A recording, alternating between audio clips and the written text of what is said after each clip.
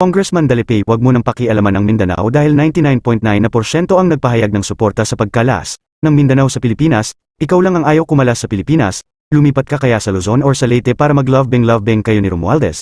Sa totoo lang Mr. Congressman, mula noon at hanggang ngayon 101% na dehado ang Mindanao, mula sa mga infrastructure, project, ayuda, gamot at iba pa. Hindi lang dehado kundi kulilat pa. Gusto ng taong bayan ng Mindanao lumaya sa kamay ng mga kurakot, magnanakaw, kawatan at sa mga sakim na politiko. Kung kasapi ka nila dapat mong ang lumaya sa Mindanao. Congressman Dalipay, kung totoo ang mga sinasabi mo tungkol sa 51 bilyon na ni Waldas or kinurakot ni Congressman Duterte, bakit hindi niyo po siya kasuhan, at ilabas niyo ang inyong mga evidence sa korte? Bakit hanggang ngayon puro kayo dakdak ng dakdak na walang kakwentang-kwenta na kwento? Mga taong bayan, sabay-sabay nating panuorin ang video tungkol sa sinasabi ni Congressman Dalipay, at kayo na po ang baalang humusga sa narinig nyo at sa mga nakikita nyo. Panuorin natin ang video hanggang dulo. That is their opinion. We don't share the same idea. Ayaw namin humiwalay unless paano hindi ko nga maintindihan ang statement nila. Gusto nila humiwalay kasi wala. According the last time we checked, according to DBM, yung isang distrito nga 51 billion pesos. Anong iiwalay?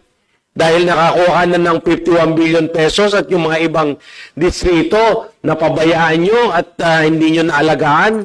Tapos iniisip nyo sarili nyo lang. Bakit naman ganun? No? So why I don't see right now we're good and I don't see any benefit for this country, for Mindanao to separate.